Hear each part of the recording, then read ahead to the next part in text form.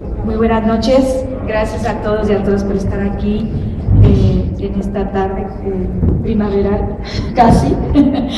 Me da muchísimo gusto darles la bienvenida, estamos muy contentos, amigas, compañeras de lucha, que hayan asistido a esta cita. Gracias al claustro de Sor Juana por permitirnos hacer este evento en este lugar maravilloso, histórico, imponente, el claustro, y con la historia que tiene. Y por supuesto, gracias a México contra la Impunidad, la asociación civil encabezada por Thalia Vázquez, que busca luchar, reivindicar los derechos de las mujeres.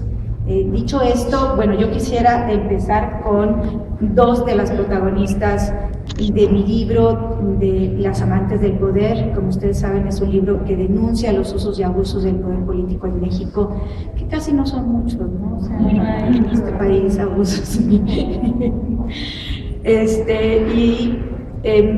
La verdad fue difícil decidir cuántos casos, son 8 historias, porque si nos poníamos a escribir sobre los usos y los abusos del poder político de todos los partidos políticos en este país, teníamos que hacer una enciclopedia británica, y entonces era un poco complicado, así que elegí 8 historias paradigmáticas de muy distinta índole, pero que tienen que ver precisamente con estos vínculos que el poder tiene hacia la impunidad y hacia el maltrato de la mujer, de sus parejas, de sus compañeras, de sus esposas, exesposas e incluso de sus hijos.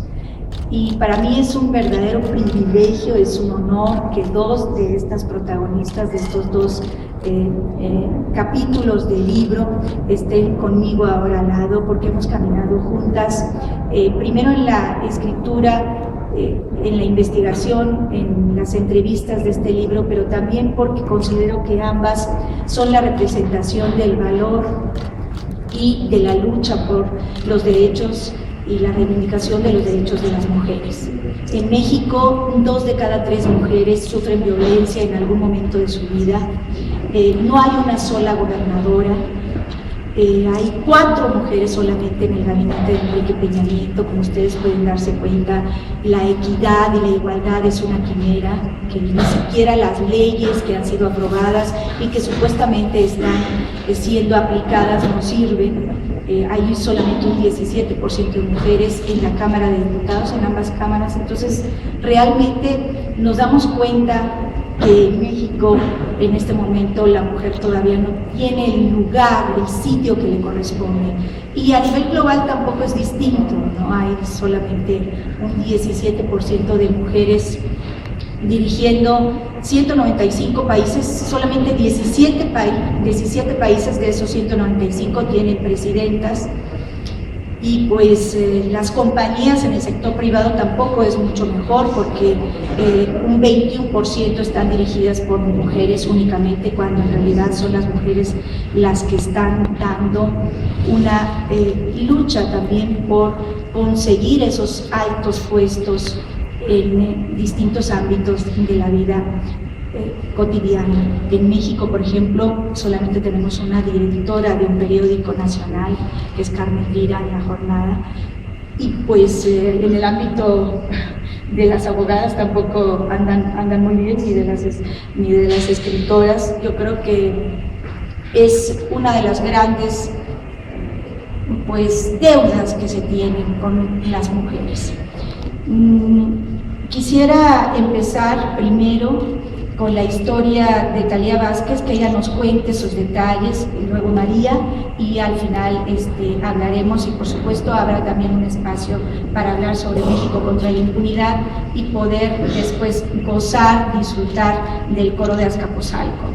Como ustedes saben, este es un evento de multi artístico, porque además de la narrativa tenemos esta exposición extraordinaria de la pintora Alejandra González. Es una exposición que ha titulado Libertad. Es una exposición maravillosa. Ya subirá Alejandra para contarnos los motivos de la expresión artística que ustedes van a poder admirar en este recinto. Y por supuesto, pues también el de la música, dirigido por la maestra Coro de Azcapotzalco, con Miguel Ángel, Luis Miguel Juárez.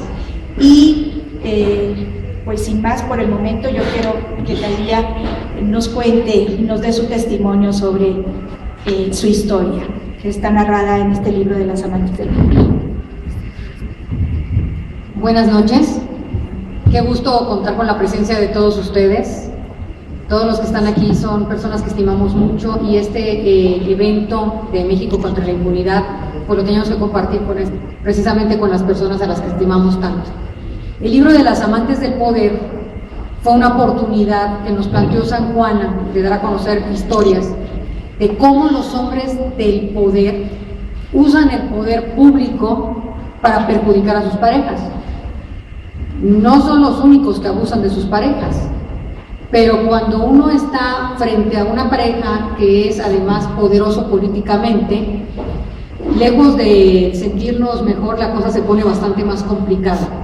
Complicada por la prepotencia de cada uno de estos sujetos y complicada por las redes de complicidad de los que los rodean, donde consideran, porque lo consideran en grupo, que todo les es permitido.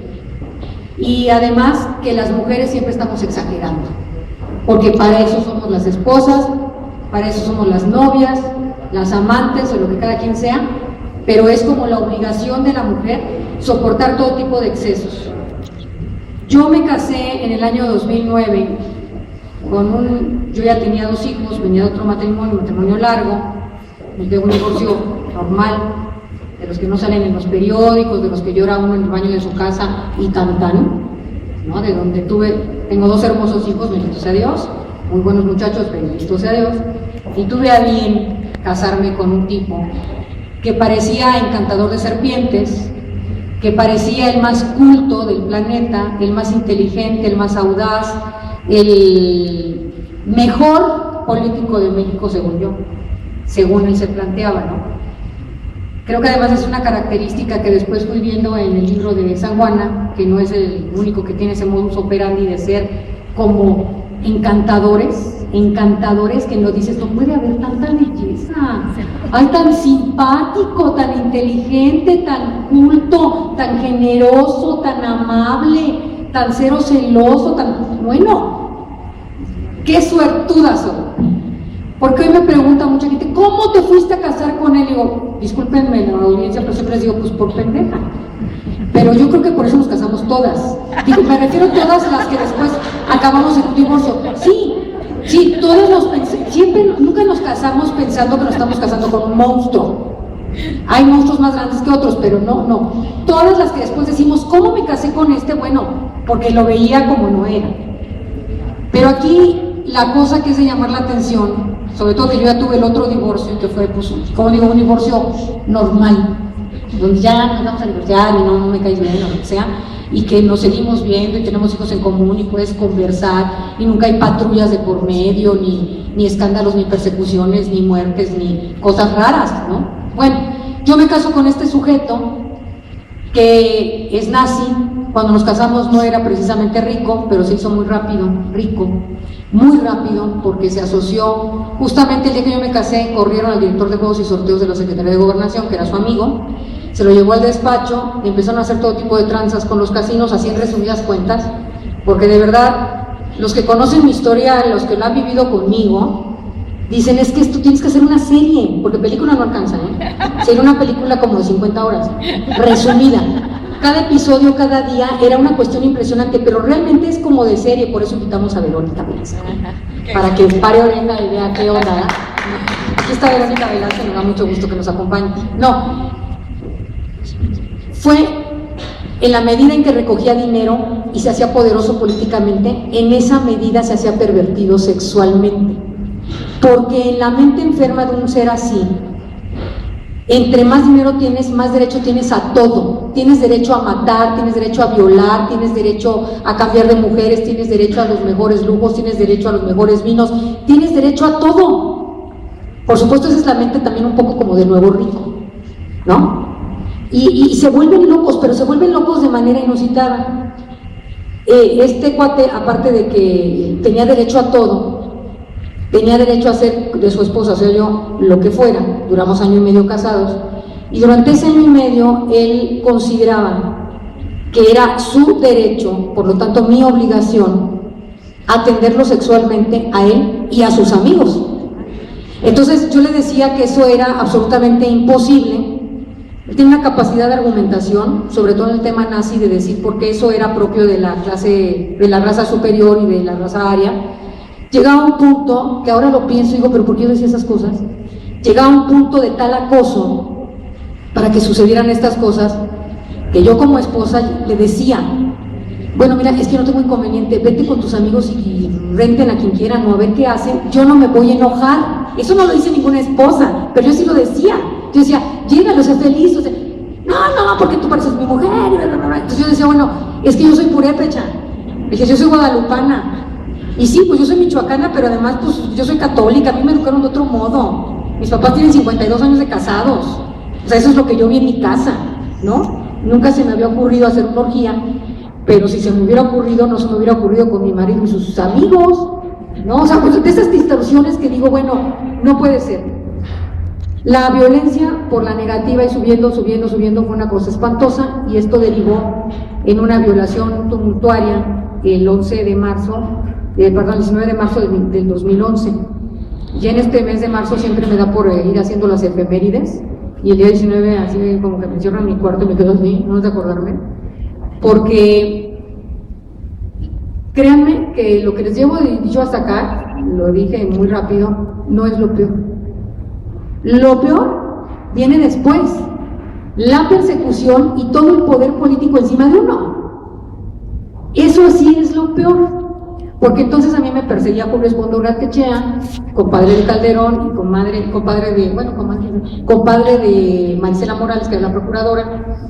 El ahora senador Gil Suárez era el secretario particular del presidente y luego coordinador de la campaña de Josefina, en esas andábamos, y amiguísimo de los casinos de Juan Iván Peña. Entonces fue una persecución feroz.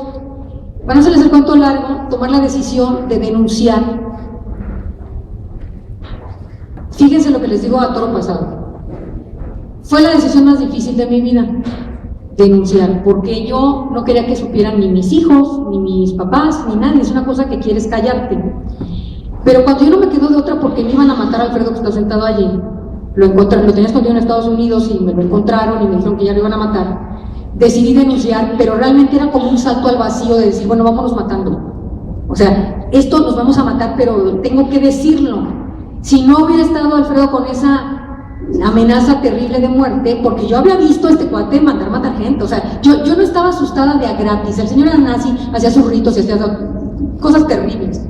Bueno, cuando decido denunciar empieza la situación bastante peor, porque enfrentarse a un juicio donde logré meter a 2 de los 3 a la cárcel por 2 años y luego los liberaron en noviembre del 2013. Estamos apenas en el amparo, o sea, batalla final, a ver cómo nos va.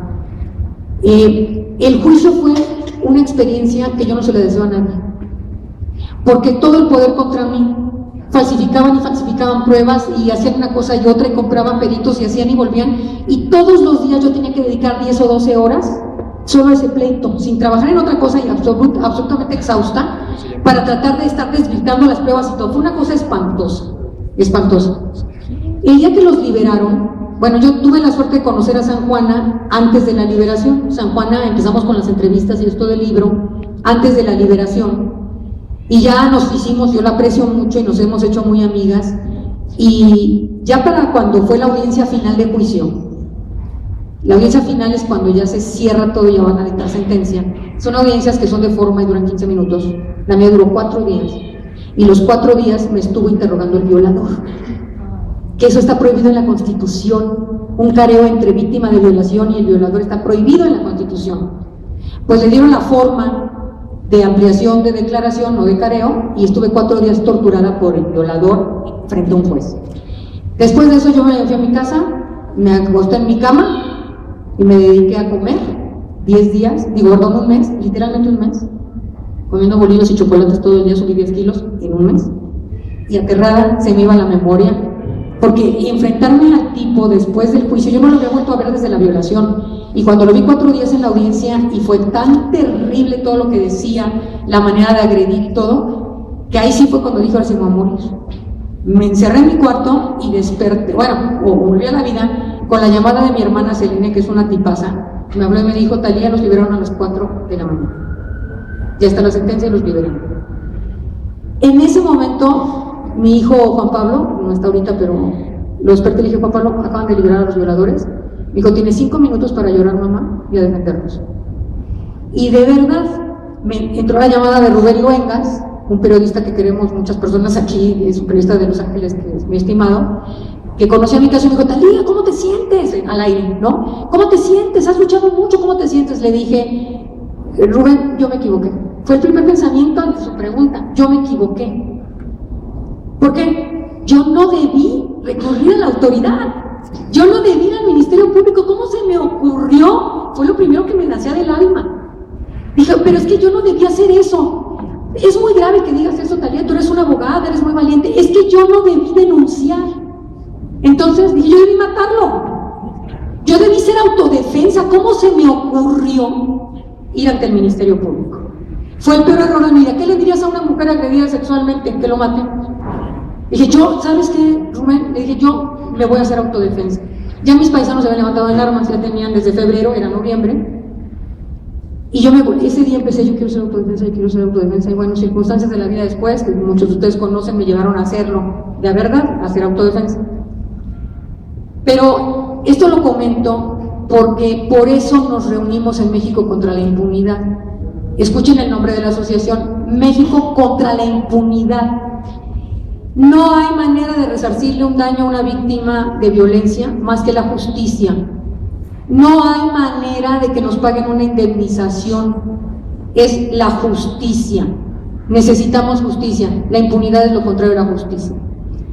Sin embargo, gracias a Dios, yo creo en Dios, gracias a Dios, gracias a mi familia, a mujeres valiosas que me rodean el día de hoy, muchas, con unas historias tremendas. No soy la que más ha sufrido en la vida, pero para nada, hay unas que han sufrido más que yo, créanme. Lo que sí le tengo que agradecer a Dios o a esta experiencia espantosa y que no para, porque todos los días me amenazan, todos los días me persiguen, todo. Debo agradecer lo siguiente: cuando liberaron a estos idiotas, en un segundo se me quitó el miedo. Ese día se me quitó el miedo porque se me tenía que quitar. O me moría o se me quitaba el miedo. Y se me quitó. Y luchar por las mujeres y agruparnos es lo que yo les quisiera transmitir ahorita. O sea, mi historia me ha servido a mí para ratificar, porque lo tuve desde niña, gracias a mis padres, un inmenso amor a la vida.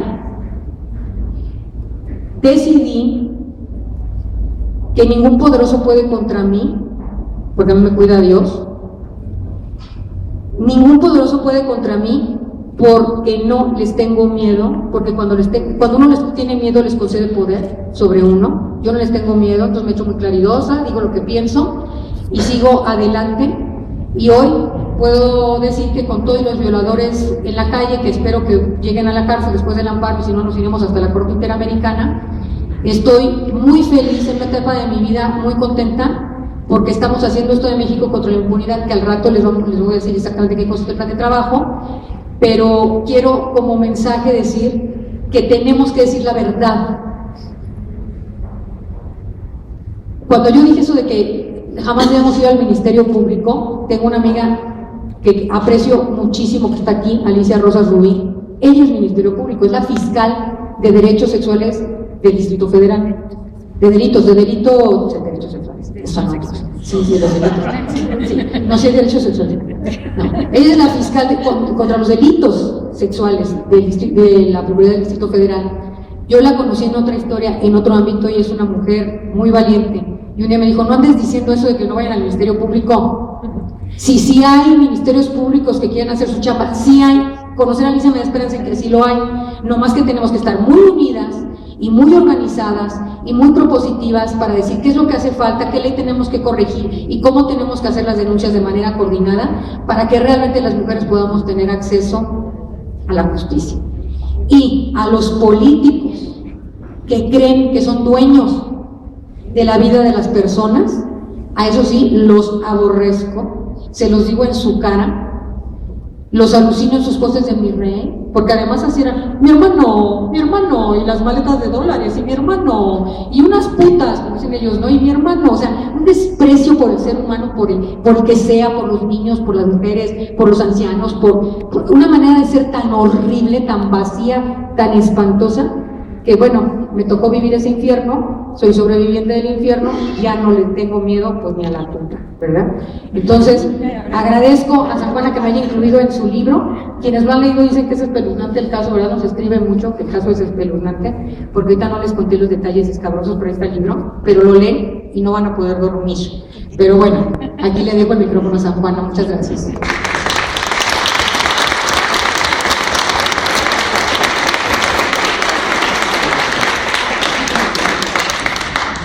Muchísimas gracias a Thalía. Así como la ven, bueno, ella es una guerrera auténtica, ahora va a luchar desde el Congreso de los Diputados en Michoacán, va a ser diputada suplente de su hermana por casi 6 meses y bueno, esperemos que logre por lo menos la ley de amnistía para las autodefensas, que es por lo que va a luchar, y por supuesto por los derechos de las mujeres.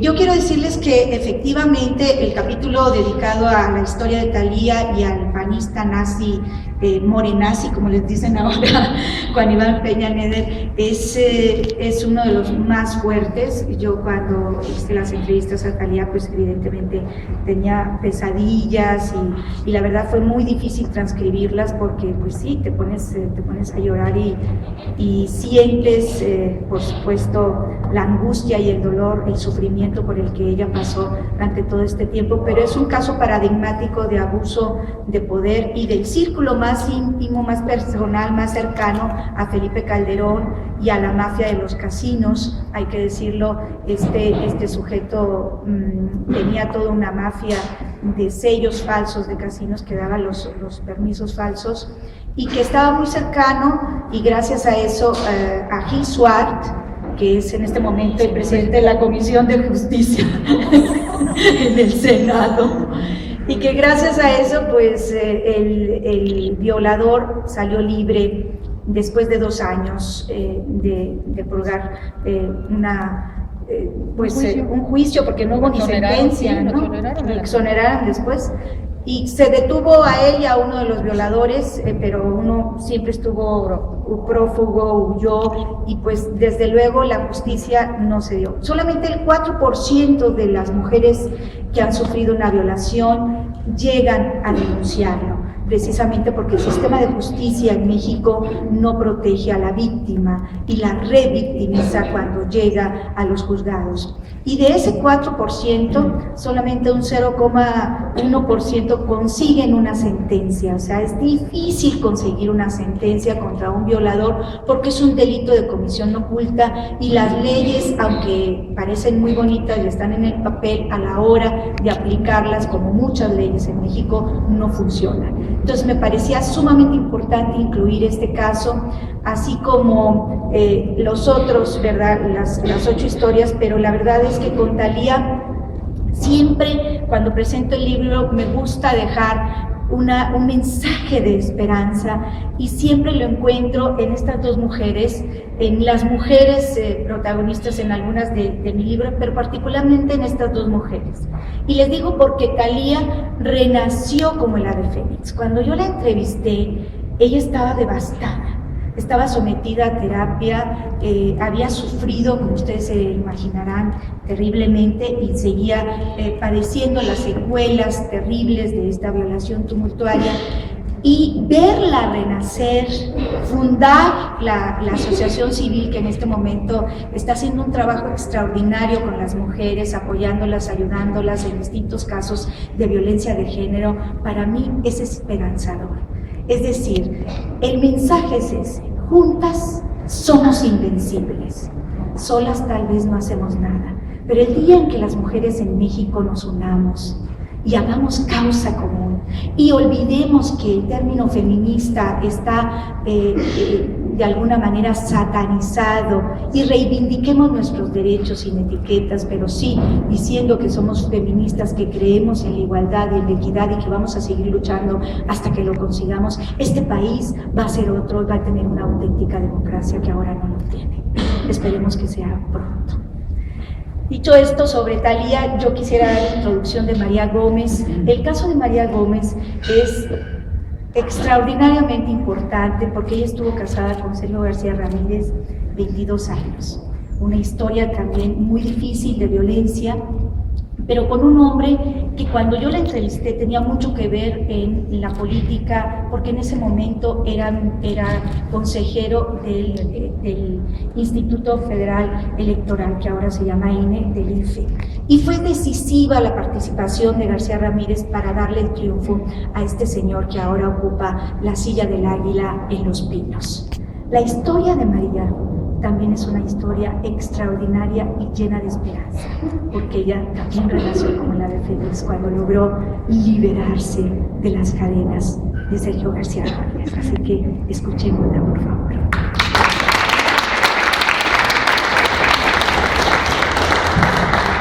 Yo considero que la historia mía es muy diferente a la de Thalía, y eso le va a dar más colorido a este evento. Aclaro que actualmente, en estas fechas, yo lo que siento por García Ramírez es una gran pena.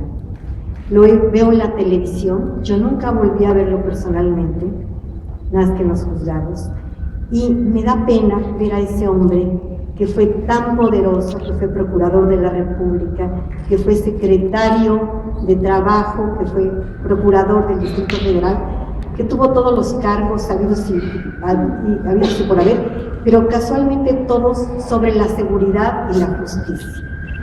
Él era el hombre justo, el hombre perfecto. Yo conocí a Sergio siendo una jovencita, bailaba en Ballet Nacional con Guillermina Bravo, una compañía de danza sensacional, con la mejor coreógrafa, y una mujer que para mí fue definitiva en mi vida.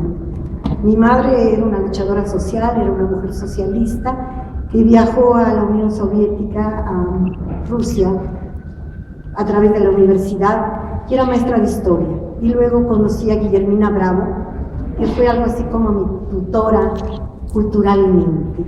Guillermina fue todo un personaje admirable en México y es considerada actualmente como la mejor coreógrafa de México del siglo XX. Yo estaba ahí y conocí casualmente a García Ramírez porque fue con un amigo suyo del Conservatorio Nacional a la compañía, y él estaba terminando su carrera de abogado y yo trabajaba en Ballet Nacional.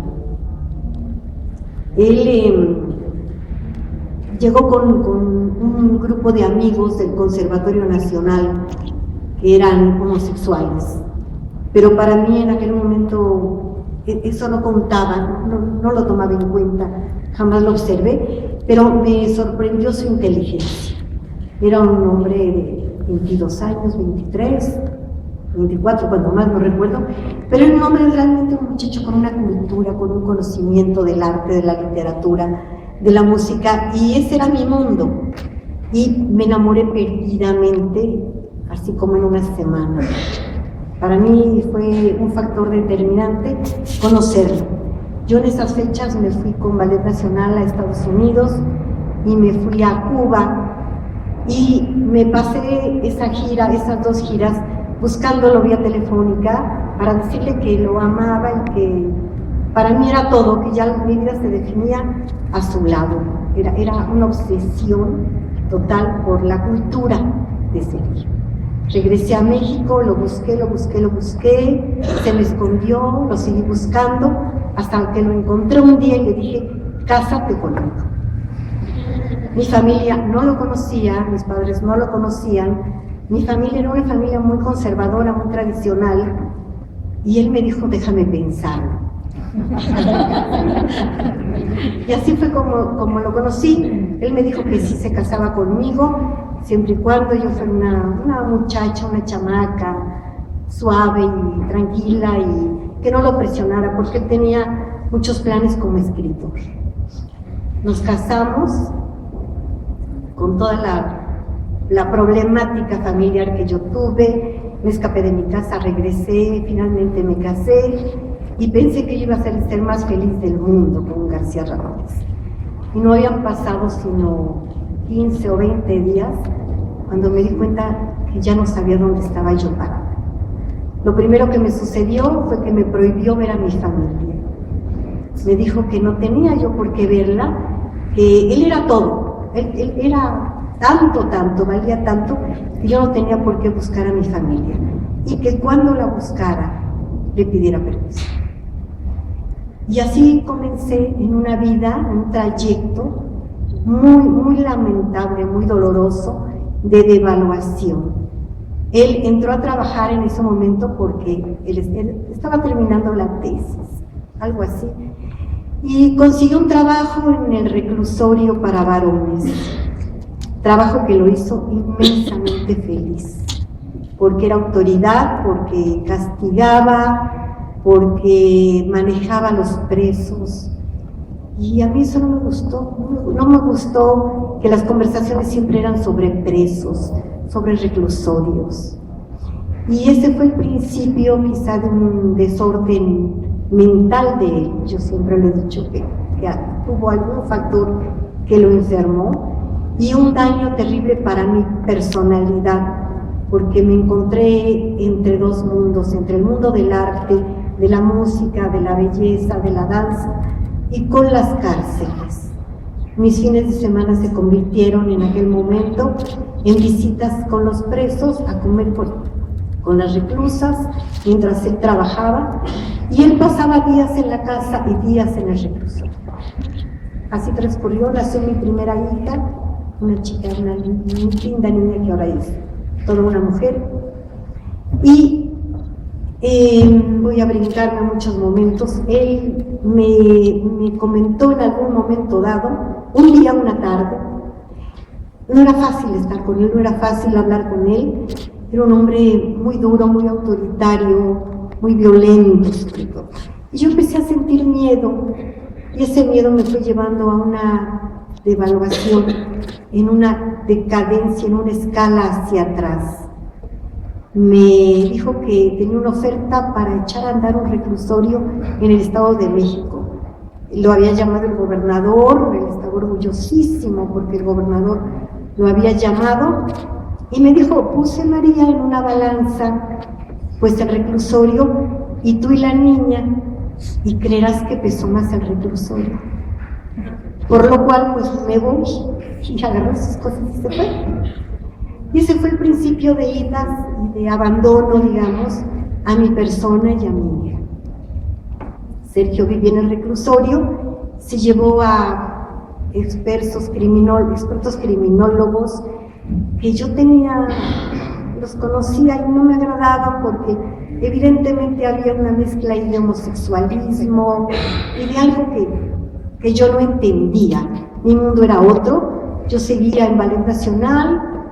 Y finalmente él se fue, vivía en el reclusorio y yo vivía en México con mi hija. Hasta que un día X llegó muy enfermo a mi casa, muy mal de salud. Yo no entendía qué pasaba. Llegó su mamá era Italia Moraita, no sé si alguien supo alguna vez de Italia Moraita.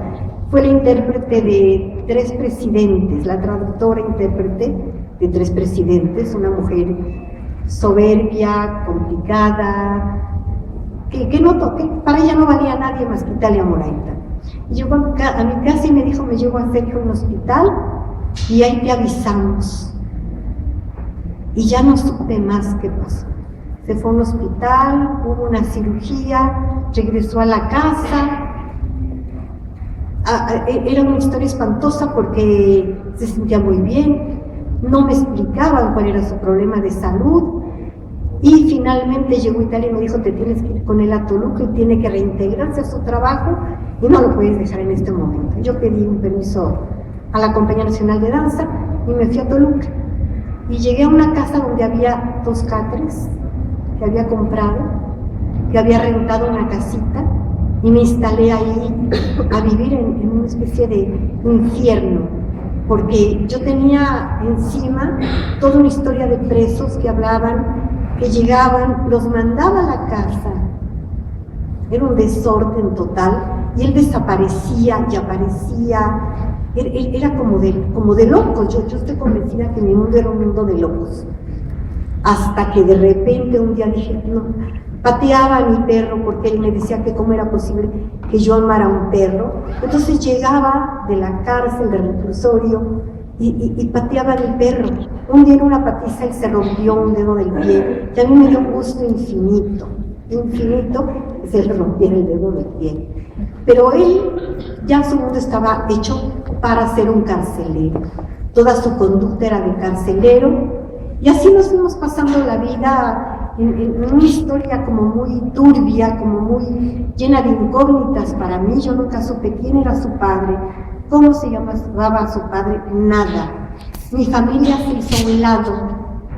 Sabían lo que pasaba por una hermana que tengo que es muy encantadora, que me espiaba, luego me platicaba sus historias, cómo se disfrazaba para ir a buscarme, para espiarme y para saber qué pasaba conmigo, porque él me prohibía hasta llamar por teléfono a mi casa. Entonces yo fui entrando en un sistema como carcelario y con una absoluta y total devaluación como ser humano. Se fue pasando el tiempo, se fueron pasando los años, nació mi segunda hija Isabel, y Sergio fue creciendo en el poder, pero con un reconocimiento prácticamente nacional. Cuando yo decía, soy la esposa de Sergio García Ramírez, ¡qué maravilla! ¡Qué hombre! ¡Qué jurista! El mejor jurista, el hombre más ético, más admirable. Entonces yo tenía una gran confusión, porque realmente la imagen de Sergio fue y sigue siendo en muchos ámbitos hasta ahora la de un hombre admirable. En el Instituto de Investigaciones Jurídicas donde él trabaja, bueno, pues es el hombre más respetado, más estimado, más querido, da conferencias por todo el mundo, es un hombre sumamente rico, sumamente avaro. Y yo trabajaba, busqué trabajos aquí, allá y más para allá, y empecé a mantenerme, porque él me decía que si yo no producía bastante dinero, pues que lo lamentaba, pero él no estaba dispuesto a mantenerme a mí y a sus hijos. Entonces, bueno, yo de verdad les digo, mi devaluación llegó a un grado de enfermedad. Empecé a ir con psicólogos, con psiquiatras, a que me ayudaran a entender qué pasaba. Y casualmente yo debo de haber visto por lo menos 8 o 10 psicólogos, no sé, un montón. Pero todos me decían, María, estás casada con un enfermo mental, un hombre que sus partes emocionales no funcionan. Y eso sucede. Yo no lo podía entender, que no le interesaran sus hijos, que no se preocupara por su escuela, que no platicara con ellos. Yo no lo entendía. Yo de verdad les digo, perdí piso muchos años y desperdicié mucho tiempo de mi vida. Después él fue secretario de Trabajo, y era un señor secretario, y luego entró como procurador de la República. Y en mi casa empezaron a entrar las armas. Había escolta, entraba por la casa, entraban por el jardín, traían las metralletas, porque Sergio empezó a entrar en actos de violencia. Y cuando yo me alteraba, me amenazaba y me decía, te calmas o algo te va a pasar. Y yo me moría de susto. Tenía en la recámara, en el ropero, una pistola que para mí era como una especie de pesadilla, porque de repente le entraba y la veía su pistola, y yo siempre decía, me va a matar, porque está desequilibrado, es un loco. Y así se me fue yendo la vida, ¿no? Y entró de procurador, y entonces abajo del asiento del coche había una metralleta, y de repente me decía, no entiendes, eres una estúpida, todo tipo de agresiones, ¿no? Me decía, vamos a hablar. Entonces nos íbamos y entraba en la carretera, y créanme que yo perdía prácticamente el habla.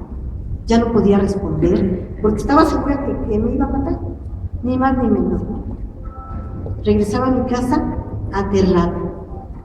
Y bueno, eso fue años y años, cada vez más violencia, más agresión hacia mí, y más desprecio a sus hijos.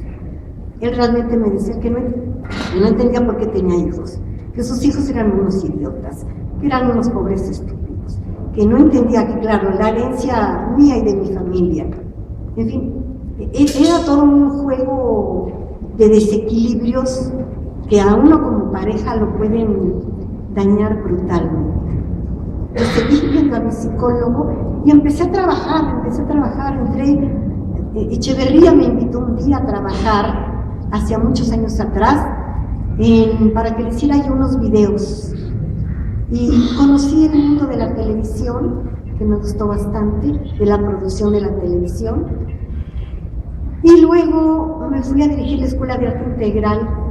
Yo traje alguna vez de Inglaterra un proyecto de la original Escuela Juilliard, que luego me mandaron cosas de Nueva York, y monté en la Ciudad de México la Escuela de Arte Integral, que era una escuela para capacitadores de arte. Una escuela lindísima donde tuvimos muchísimos, pero muchísimos estudiantes que ahora todavía me los encuentro en las casas de cultura y en la provincia, trabajando como capacitadores. Eso me fui revalorando. Hacía yo proyectos muy interesantes sobre teatro, montamos mucho espectáculo infantil en el teatro que está ahí en Tlalpan, en Insurgentes al sur. Montábamos espectáculos y estuvo bastante, fue un trabajo interesante. Eso me sirvió mucho. Empecé a sentirme que yo no era tan bruta, ni tan estúpida, ni tan miserable de que no producía dinero, ¿no? Pero Sergio verdaderamente perdió la cordura, se sintió que era realmente el mejor abogado, el mejor jurista, el mejor penalista, y el trato en la casa fue infernal. Llegó un momento en que mi hija, la mayor, ya una chica, que estaba entrando en una carrera, consiguió una beca para irse a Inglaterra y me dijo: mamá, yo me voy porque yo no puedo sobrevivir con un loco. Y bueno, era una chica bien inteligente y se fue a Inglaterra. Y me quedé con los otros dos más chicos. A uno de ellos lo tuve por un tiempo que sacar de la casa porque él le tenía verdadero desprecio a mi hijo. Creo que lo despreciaba porque es un chico muy guapo, muy encantador, muy dulce. Era exactamente lo contrario que él era. Entonces empezó una guerra contra los hijos. Y era: ¿cuándo te vas de la casa con tus hijos? Te doy 8 días, te doy un mes. Bueno, en un mes te vuelvo a dirigir la palabra, a ver si ya tienes una casa, ya te rentaste algo. Y empezó un acoso terrible, y una inseguridad muy grande en mis hijos y en mí. En algún momento me fui a Inglaterra a pasar unas semanas con mi hija, con los hijos. Y mi miedo era tal, él me dijo: no los sacas del país, son menores de edad. Le dije: sí los saco. Mi hijo ya había vivido con un amigo, porque las amenazas eran todos los días: o sacas a este joven de la casa, o quién sabe qué sucede. Hasta que un día lo mandé a vivir a casa de un amigo, y ya, sí. Y bueno, finalmente la situación fue terrible, y un día yo, siendo el procurador, terminó de ser procurador, yo me quise esperar, yo estaba decidida a alejarme de esa vida, y cuando terminó de ser procurador le dije: te vas. Y me dijo: ¿te vas tú? Le dije yo: no, te vas tú, y yo me quedo aquí con mis hijos. Y hubo un escándalo muy fuerte, hubo violencia, hubo golpes, rompió las lámparas de la casa. Yo decidí que lo tenía que sacar de la casa como diera lugar. Un día de semana estaba yo comiendo en la cava, para finalizar, y llegó el concolosio. Llegó, saludó a mi amiga con la que estaba yo comiendo, y a mí no me saludó, ni me saludó Colosio. Bueno, mi Colosio me tenía sin cuidado. Además, ya teníamos opiniones muy distintas sobre el gobierno en México. Yo era totalmente antipriista, bueno, sigo siendo antipriista, y ante todo lo que sucede en este país yo me indigno todos los días, pero ahora tengo la libertad de decirlo y actuar y participar, ¿no? Y dije: no puede ser esto. Me regresé a mi casa y le hablé por teléfono y le dije: nunca vas a entrar a mi casa. Me dijo, ahorita voy y prepárate. Yo entré en pánico, pero casualmente, para mi fortuna, mi casa es una casa vieja de San Jerónimo que tenía las puertas trancas.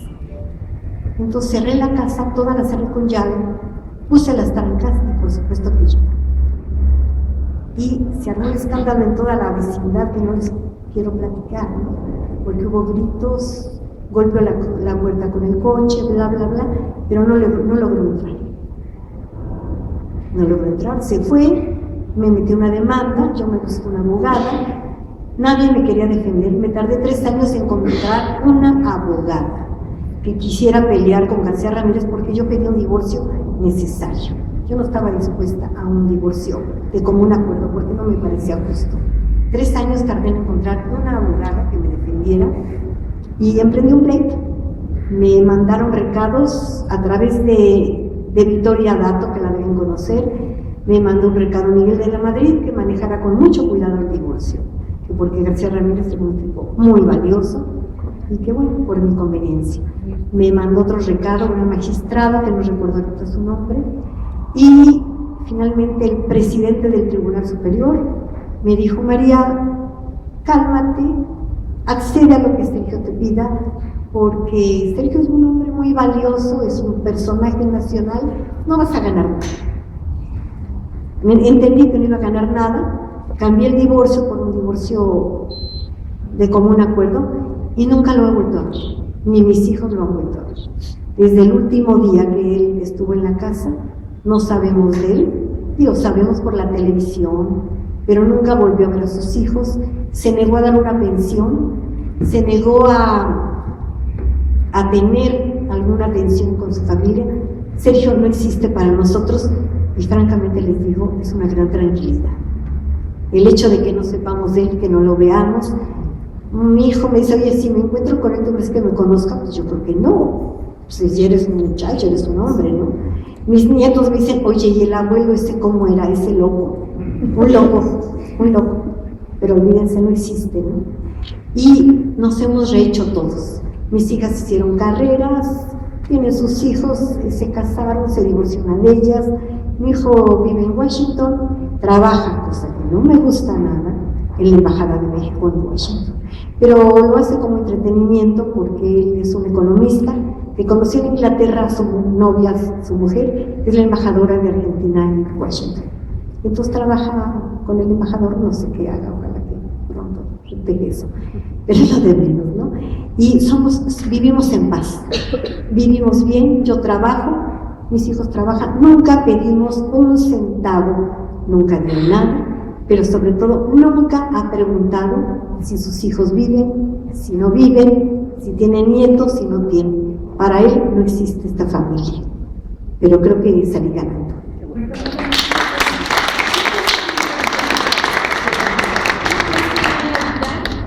Es consejero, García Ramírez, ya salió, pero trabaja en el Instituto de Investigaciones Jurídicas de la Universidad.